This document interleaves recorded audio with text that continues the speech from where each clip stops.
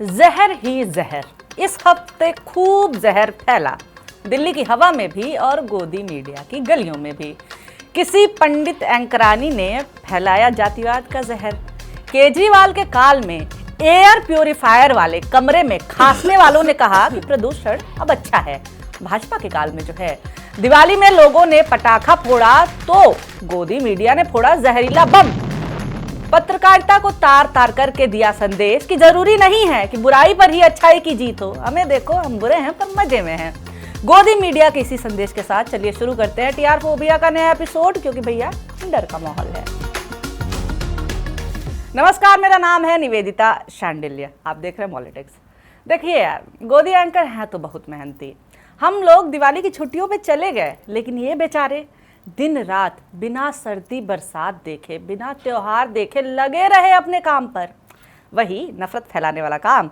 देखिए, अच्छाई जो है वो छुट्टी पे चली जाती है, मगर नफरत वो तो 24/7 काम पे लगी रहती है। मेहनती हैं, मजबूत हैं, जिगरा इनका इतना बड़ा हो चुका है कि प्रदूषण अच्छा लग रहा है। प्रदूषण से तो नशा हो रहा है, मजा आ रहा है।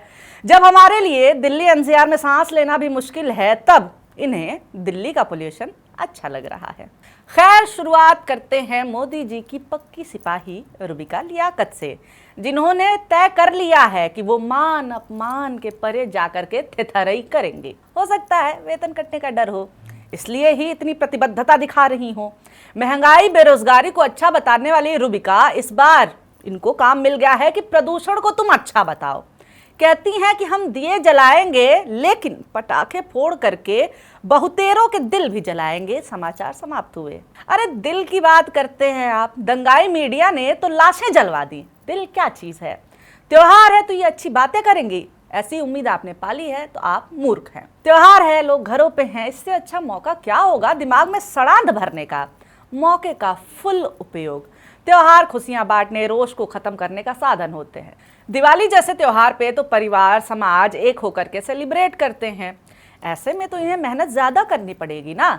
ऐसे कैसे लोग खुश रह सकते हैं? समाज में सौहार्द हो गया तो बेरोजगार ना हो जाएगी बेचारी। शुक्र है अल्लाह का, शुक्र है राम का। शुक्र है अल्लाह का मैं बच गई, शुक्र है राम का कि मैं गिरने से यहाँ पर संभल गई। हाँ भाई, खाली एक जने, वो भी पहले वाले का शुक्र कर दिया तो दिक्कत हो जाएगी जी। शुक्र है दोनों का कि हेडक्वार्टर से स्क्रिप्ट आ गई और ये बेचारी पढ़ पाई, वरना दीपावली के त्योहार पर लोगों के दिल जलाने की बात ये कैसे कर पाती। पहले रूबिका को जीने के लिए क्या चाहिए था? खाना चाहिए, पानी, साफ हवा। तब केजरीवाल की सरकार थी, रूबिका का दम घुट जाता था। जिंदा रहने के लिए किन 3 चीजों की जरूरत है बताइए? पीने का पानी चाहिए, खाना चाहिए और साफ हवा चाहिए। 3 साल पहले रूबिका लियाकत दिवाली पर प्रदूषण के खतरे बताती थी। कैसे इस साल सबसे अधिक प्रदूषण है, दिक्कत हो रही है, एक्यूआई बताते हुए थकती ही नहीं। शुक्र है अल्लाह का, शुक्र है राम का कि भाजपा की सरकार आई और प्रदूषण रूबिका के स्वास्थ्य के लिए अच्छा हो गया।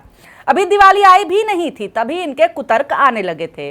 दिल्ली की हवा तो पहले से खराब है, पटाखे फोड़ने से कैसे प्रदूषण हो सकता है? पत्रकार कम बीजेपी प्रवक्ता मुख्यतः बीजेपी सरकार को बचाने की कोशिश कर रही हैं। वही सरकार जिसके मुख्यमंत्री महंगे महंगे लाखों के एयर प्यूरिफायर लगा के बैठती हैं और इनके वोटर ऐसे रहने के लिए मजबूर हैं।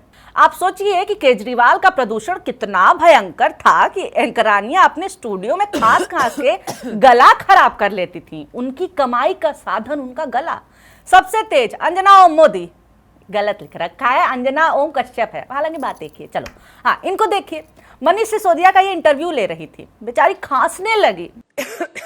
केजरीवाल की सरकार थी ना, खांसते हुए कहती हैं कि खांसी पहले नेताओं को ही, कुछ लोगों को होती थी, अब तो पूरी दिल्ली को ही होने लगी है। हवा कब ठीक करेंगे दिल्ली की? बीजेपी की प्रवक्ता कम पत्रकार अंजना ओम कश्यप तब की तत्कालीन आप सरकार से खूब सवाल करती हैं, उनके सामने खांसती हैं। ठीक है, कहती हैं कि यार दिल्ली में तो सांस लेना मुश्किल है, एक्यूआई तो बहुत ऊपर पहुंच गया है। लेकिन अब हिम्मत है इनकी कि पूछ लें रेखा गुप्ता सरकार से। कैसे पूछेंगी जब स्क्रिप्ट ही पार्टी ऑफिस से ही आ रहा है? तो क्या हो गया, पटाखा फोड़ लिया तो? कैसे वैज्ञानिक मना कर रहे हैं? ये भी हिंदुत्व विरोधी हैं। इस समय यही कहा जा रहा है कि सब का सब हिंदुत्व विरोधी हैं। जो भी जीने की बात कर रहा है, पर्यावरण की बात है, गद्दार है। एक तो ये बम पटाखा हिंदुत्व का सिंबल कब बना भाई? आया ये चीन से, अभी भी आ रहा है चीन से, हमारे दुश्मन चीन से। दुश्मन का सामान हिंदुत्व की पहचान और गद्दार हम हैं। हिंदुत्ववादी प्रदूषण से क्या क्या हो रहा है, चलिए थोड़ा जान लेते हैं। शिकागो विश्वविद्यालय की एयर क्वालिटी इंडेक्स 2025 के मुताबिक दिल्ली शहर विश्व का सबसे दूषित शहर बन चुका है। इस रिपोर्ट में यह भी दावा किया गया है कि दिल्ली का प्रदूषण स्तर PM 2.5 विश्व स्वास्थ्य संगठन के मानक से भी 20 गुना ज्यादा है। रिपोर्ट में यह भी दावा किया गया है कि अगर दिल्ली में प्रदूषण के यही हालात रहे तो दिल्ली वालों की औसत उम्र 8.2 साल तक घट सकती है। हाँ, पहले मर जाएंगे। अब ये दोनों एंकरानियां बेचारी जब दिवाली खेल रही थी तब प्रशांत किशोर चित्रा त्रिपाठी का दिवाला निकाल रहे थे। चित्रा त्रिपाठी जन स्वराज के चीफ का इंटरव्यू करती हैं और कहती हैं कि आप लोग क्यों बिहार के डिप्टी CM सम्राट चौधरी के पीछे पड़ गए हैं। उनकी 10वीं की मार्कशीट कहाँ है, चश्मा लगा के यही ढूंढे जा रहे हैं। सम्राट चौधरी के पीछे आप पड़ गए हैं, मतलब हर जगह उनका 10th क्लास का मार्कशीट का है, चश्मा लगा के यही ढूंढे जा रहे हैं। प्रशांत किशोर तो सम्राट चौधरी की मार्कशीट दूरबीन से ढूंढ रहे हैं। यही सब फालतू सवाल पूछा इन्होंने। प्रशांत किशोर ने दिया जवाब, कहा 7 लोगों की हत्या का अभियुक्त अमित शाह की कृपा पर राज्य का उप मुख्यमंत्री बना बैठा है। आप चाहती है मैं उस मुद्दे को उठाऊं भी ना, लेकिन सबसे खास बात यह है कि आप शक्ल देखिए, बस शक्ल देखिए चित्रा त्रिपाठी की, बुरा लग रहा है बेचारी को। आपने अमित शाह जी से यह सवाल पूछा कि सर आपने जिसको उप मुख्यमंत्री बनाया है 7 लोगों की हत्या का वो आदमी अभियुक्त है, जेल काटा है, और वो आदमी ये बता भी नहीं रहा है कि वो कर क्या रहा है, और आप कह रहे हैं कि पीछे पड़ गए। चित्रा त्रिपाठी कहती हैं तो उनको तो जनता ना चुन रही है, इसीलिए तो डिप्टी CM है ना। जनता तुमको चुन भी रही है ना, वो यहाँ के बिहार के डिप्टी CM है। जनता ने चुना है सम्राट चौधरी को, जनता ने। चित्रा त्रिपाठी थोड़ा सा रिसर्च कर लेती तो उन्हें पता होता कि सम्राट चौधरी चुनाव जीत करके विधायक नहीं बने हैं, बल्कि वो बिहार विधान परिषद के सदस्य हैं। हाँ, नहीं चुनाव लड़ा था उन्होंने। चित्रा त्रिपाठी कहते हैं कि सम्राट चौधरी तो चुनाव लड़ रहे हैं, लेकिन प्रशांत किशोर आपकी हिम्मत नहीं है चुनाव लड़ने की। बताइए, ये खुद को महिला पत्रकार कहती है। कवरेज के नाम पे खाली गाड़ी से घूम घूम के शो ऑफ कर रही है। ज्ञान है नहीं, मगर आम जनता को, आम महिलाओं को दिए जा रही हैं। माने काम के नकाज के दुश्मन अनाज के। काम करेंगे ये गोदी मीडिया वाले ही, लेकिन कोई गोदी मीडिया कह दे तो चिढ़ जाएंगी। अब ये आप देखिए जरा फोटो, थंबनेल देखिए, विराट इंटरव्यू सम्राट चौधरी का, विराट इंटरव्यू। सम्राट चौधरी से इतना भी क्या प्यार भाई, मतलब नाम बदल दीजिए शो का, विराट इंटरव्यू नहीं चापलूस इंटरव्यू लिखिए। खाली चापलूसी ही तो की है आपने। गोदी को गोदी कहने पर चिढ़ने से याद आया नईकी ताजा ताजा गोदी एंकरानी की, जो बहुत बौखलाई हुई नजर आई, ब्ला ब्ला करने लगी। क्यों गोदी कहा? दरअसल ABP न्यूज की पॉलिटिकल एडिटर मेघा प्रसाद प्रशांत किशोर का इंटरव्यू कर रही थी। इसी दौरान कहते हैं प्रशांत किशोर की आप गोदी मीडिया है। मेघा प्रसाद बिलबिला गई, बोले आप मुझे गोदी मीडिया कह रहे हैं। फिर प्रशांत किशोर कहते हैं कि मैं थोड़ी ना, पूरे देश के लोग आपको गोदी मीडिया कहते हैं, पूरे देश के लोग कह रहे हैं।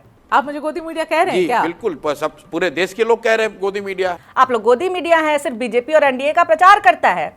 सही बात भी है, मोदी और NDA का प्रचार करने आए। हालांकि प्रशांत किशोर के इस आरोप को मेघा प्रसाद ने चट से सही साबित भी कर दिया। एकदम मजे हुए नेता की तरह BJP प्रवक्ता कथित पत्रकार मेघा प्रसाद ने PM मोदी के स्वागतम भाषण में कोई कमी नहीं छोड़ी।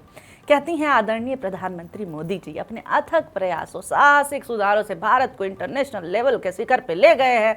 भविष्य की राह ये वो हेन तेन लमटेन। देश के एक महान सपूत ने शिकागो अमेरिका में अपनी तकरीर से विश्व में भारत की छवि को बदलने का अनूठा काम किया था। ये चमत्कार किया था नरेंद्र नाथ दत्त यानी कि स्वामी विवेकानंद जी। अब बताइए, अब इसी पे गोदी मीडिया कह दे तो ये चिढ़ जाएंगी।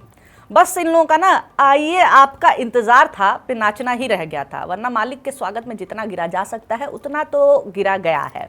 अभी कौन सा शिखर है कि एक देश अमेरिका धमका देता है तो भारत जो है रूस से तेल लेने से मना कर देता है। इस उपलब्धि की बात कर रही हैं मेघा प्रसाद। PM मोदी के लगातार रुपए की गिरती कीमत की बात कर रही हैं, क्योंकि PM मोदी के शासनकाल में रुपया तेजी से गिरा है। अच्छा चलिए, बहुत हुई एंकरानियों की बात, ठीक है। ऐसे कैसे पितृसत्तात्मक मीडिया में पुरुष पिछड़ सकते हैं? इनको टक्कर दिया है NDTV वाले राहुल कमल ने। ये वाला राहुल बिल्कुल बिछ गया मोदी जी के चरणों में, पसर गए, लौट गए। कहते हैं कि अमेरिका ने जिस तरह से भारत पर टैरिफ लगाया, दुनिया का कोई भी बड़ा नेता दबाव में आ जाता, लेकिन मोदी जी ने भारत का स्टैंड लिया है। बातचीत के तहत टैरिफ पर नेगोशिएशन की बात की है। PM मोदी ने संदेश दिया है कि भारत किसी के आगे झुकेगा नहीं, क्योंकि मोदी को डराना मुश्किल ही नहीं नामुमकिन भी है। मोदी को डराना मुश्किल ही नहीं नामुमकिन भी है। अच्छा, अमेरिका ने ट्रेड के नाम पे डराया तो रूस से तेल खरीदना कम क्यों कर दिया गया? यहाँ तक कि भारत रूस से तेल नहीं खरीदेगा, इसकी घोषणा भी ट्रंप ने की। ट्रंप ने एक बार नहीं 50 बार से ज़्यादा दावा कर दिया अब तो कि ट्रेड का डर दिखा करके ही हमने ऑपरेशन सिंदूर को रोक दिया था, सीज़फायर करा दिया था। इतने मजबूत लीडर हैं कि ट्रंप ने H-1B वीज़ा की फ़ीस 6 लाख से बढ़ाकर सीधे 88 लाख रुपए कर दिए। गजब का स्टैंड है भाई, गजब की पत्रकारिता है। और एक ऐसा स्टैंड है जिसको लेने के बाद से भारतीय बेरोजगार हो रहे हैं। हाँ, स्टैंड की हकीकत बताते हैं हम आपको। ट्रंप के टैरिफ लगाने के बाद ओडिशा के 2,89,000 मजदूरों को घर की राह देखनी पड़ी, जबकि बिहार के 2,51,000 मजदूर बेरोजगार हो गए। झारखंड और पश्चिम बंगाल के कुल 3,80,000, असम के 93,175 और यूपी के 91,497 मजदूरों की नौकरी चली गई। इस तरह करीब 11,04,672 मजदूरों की जिंदगी पर संकट आ गया। टेक्सटाइल इंडस्ट्री पर ट्रंप के टैरिफ का बुरा असर पड़ा। तिरुपुर में करीब 20% उद्योग बंद हो गए, जबकि कई टेक्सटाइल कंपनियों ने अपना प्रोडक्शन घटा दिया है। हाँ, तो हो गया है तो हो गया है, हो गए बेरोजगार, हो गई सारी चीज़ें बंद, फैक्ट्री बंद हो गई। क्या है, अब मोदी जी की मजबूती के लिए बेरोजगार भी नहीं हो सकते हो, राष्ट्रहित में इतना भी नहीं झेल सकते हो। राष्ट्रहित में महंगाई झेल रहे हैं, राष्ट्रहित में फर्जी चुनाव झेल रहे हैं, प्रदूषण झेल रहे हैं, और क्या क्या झेला जा सकता है राष्ट्रहित में। आपको क्या लगता है, कमेंट करके बताइए। वीडियो अच्छा लगा है, आपने अंत तक देखा है तो लाइक भी कर दीजिए, और ऐसे वीडियोस आपके सामने आते रहे इसके लिए हमारे चैनल मॉलिटिक्स को सब्सक्राइब करना नहीं भूलना है। वीडियो देखने के लिए बहुत शुक्रिया, बहुत धन्यवाद।